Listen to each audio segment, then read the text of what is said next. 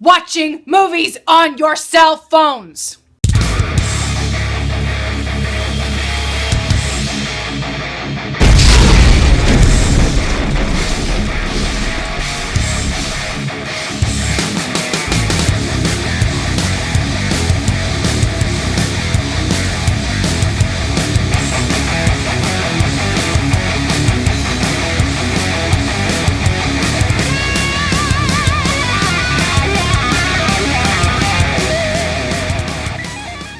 What's up, movie lover badasses? Fat Samurai Guy here with Lady Fat Blood. Today we are going to review The Revenant. Here's a quick plot synopsis.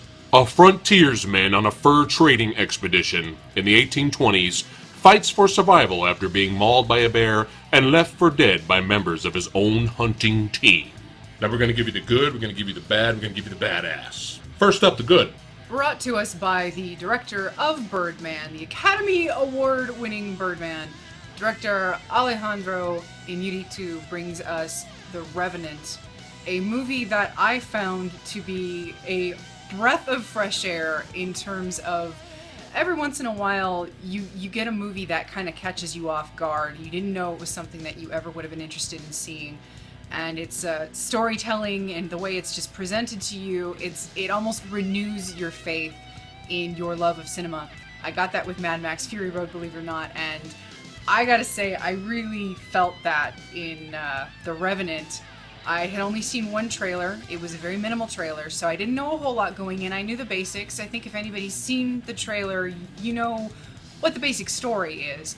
But what we ended up getting was, if you don't know, if you're unfamiliar with the production, we have a fanatic in Mr. Alejandro here. He insisted on using nothing but natural lighting. He's insane! The man's insane! They would film for maybe an hour and a half every day if they could. Crazy. Because of the lighting and because of the harsh conditions. The whole crew, I know they had to let go like a couple of people quit. Everybody was miserable, and it really comes across in the best possible way in a film like this, where it is man versus wilderness, not necessarily man versus man, which it is, but the duration of this film is man's survival. Mm-hmm. And again, in the spirit of Birdman, Alejandro brings us his very interesting style of not necessarily one take, but the illusion of one take. Now, I know there are a lot of tracking shots and a lot of one-take incidences here, but you do see clear editing points. You'll see something come up to the camera and then go away from the camera, which could insinuate an edit point. But overall, it's fairly seamless looking. I didn't find it too distracting, but I do notice it now that I'm paying attention more to cinematography, and the landscape of this film is also a major centerpiece.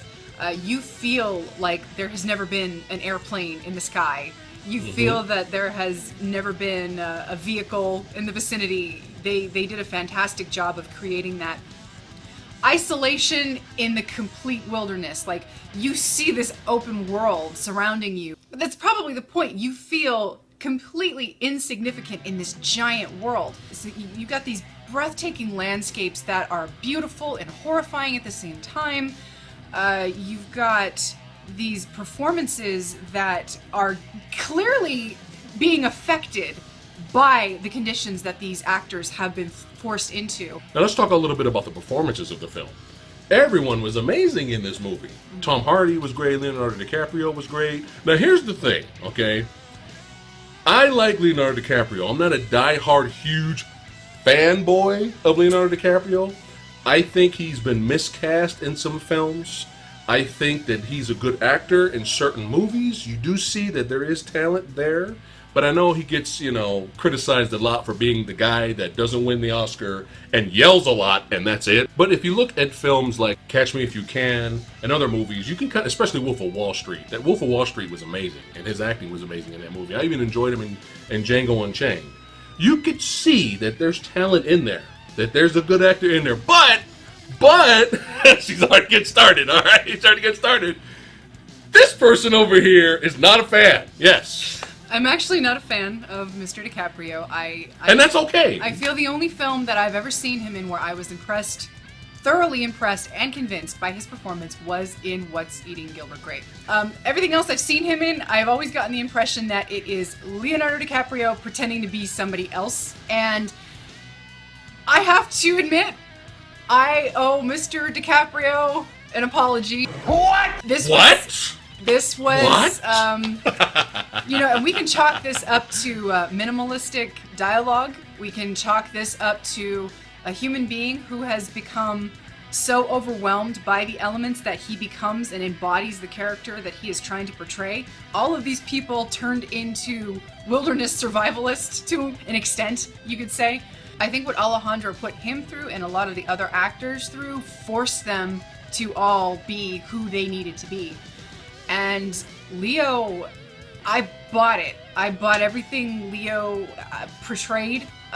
He had this fantastic, horrible look to him by the end of the movie. And I kept noticing the fantastic job that the makeup effects crew did on his teeth. He had the most horrible looking set of these cracky, like snaggly, yellowed out teeth, like he had been eating raw meat his whole life. He looked rugged. He had his hands by certain points of the film. His body kept going through state of wear and tear, and the makeup effects that they did on him looked fantastic. By the end, his lips, he didn't even have lips anymore. They were like these yellow pus-filled blisters.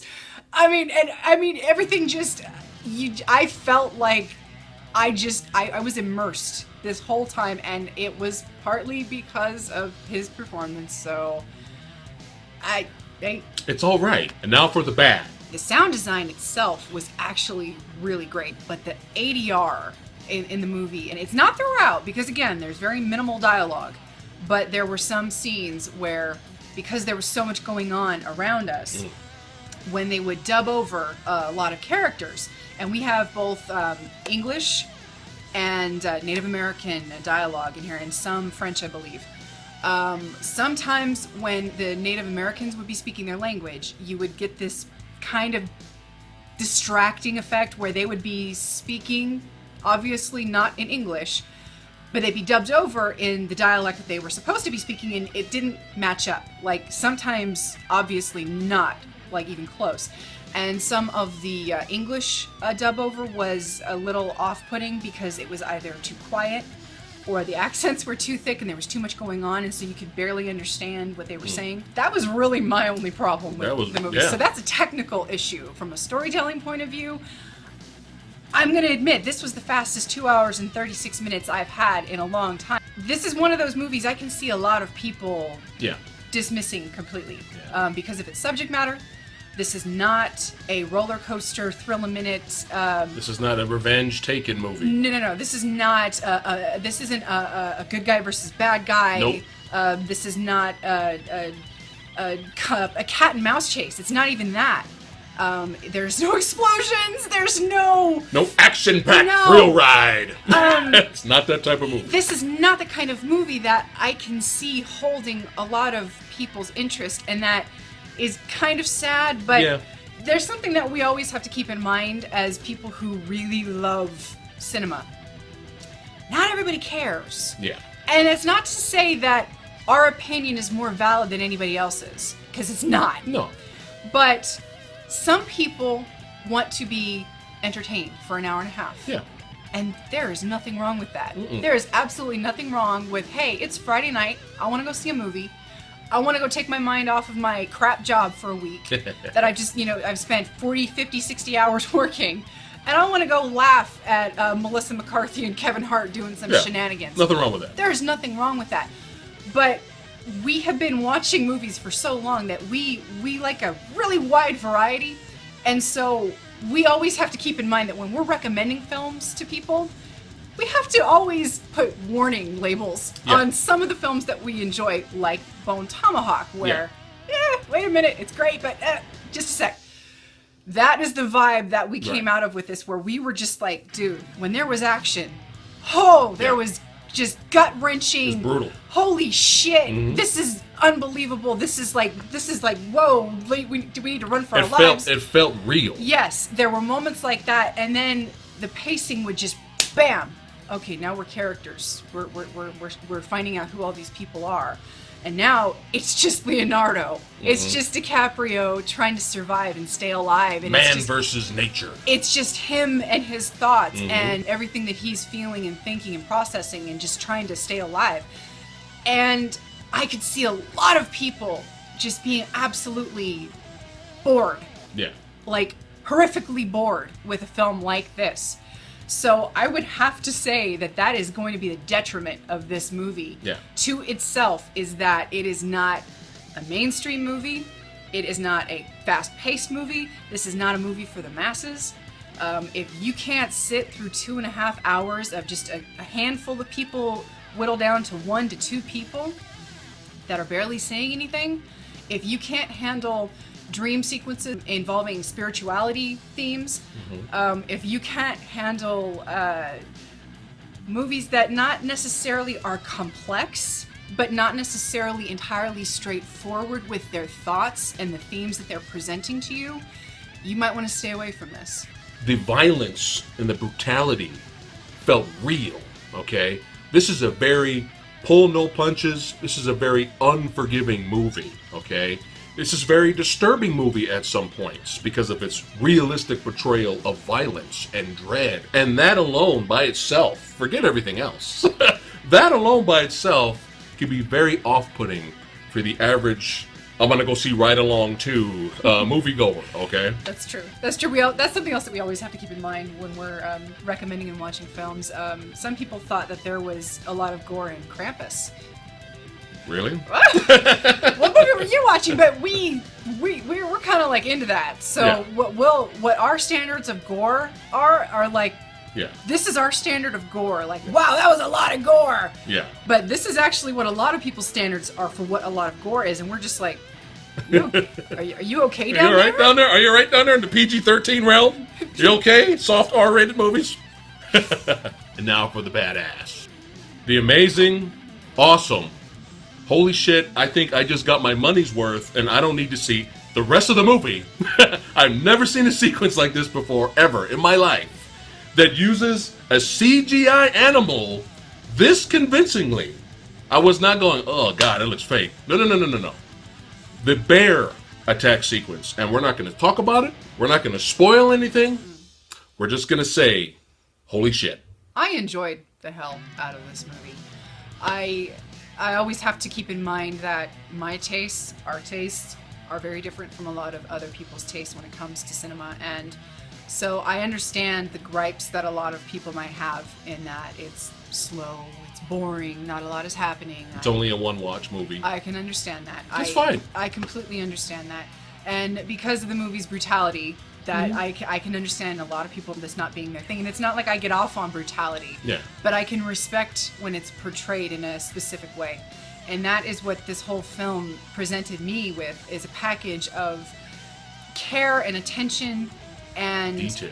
Yes, and this whole project just enveloped a sense of, I want to tell you a story, and this is my vision. When everything comes together in such a way where I'm sitting there completely engrossed for 2.5+ hours, and my only complaint is that my ass is getting numb because I've been sitting for so long.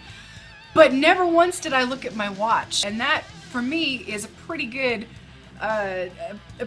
watermark of a good movie where I'm completely engrossed, I'm entertained, I am enveloped by my experience, and came out with this sense of, damn it, I love movies. I love when people can do that for me as a movie lover, somebody who pays money. I don't watch things illegally. We don't download stuff we're not supposed to. We rent. We watch through streaming services that we paid for. We go to the movies. We pay our money for stuff like this. We don't download stuff onto our phones and watch a movie that could very well have been shown in an epic IMAX format and watch it on our frickin' 3.5-inch screen on our little frickin' phone. I know some of you are doing that. You know, it's not okay. It's all right, It's not okay. Because some movies, they deserve it. Some movies, they deserve to be ripped off. You know, some people that aren't funny, that are making bullshit out there, they don't give a shit about the craft. They don't care about the story they're telling. They know they're giving you shit, and you are giving them your money back. You should be ripping off those movies. Don't rip off a movie where people were suffering for hypothermia for your entertainment. Yeah, rip off movies like Tammy or some, Grown Ups 2 or some bullshit. Why would you watch a movie with such epic sweeping landscapes on this? Because it's free. So we give The Revenant 4.9 out of 5 stars. So, have you seen The Revenant? Cute little teddy bear. Let us know Look at that. in the comments below What is it, 3 inches long? Look at that. what you thought of the movie. Oh, those trees look The like good toothpicks. and the bad. Let us know. We want to know. Is that a mountain? Until then, Oh, look at that little lake. we'll see you next time. Is it a lake or is that supposed to be a river? Wait a minute. Wait, what? What? What?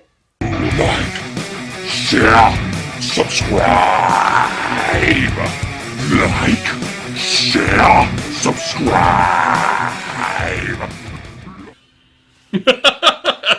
Oh, Godzilla's saying what's up right now. Greatest ringtone ever.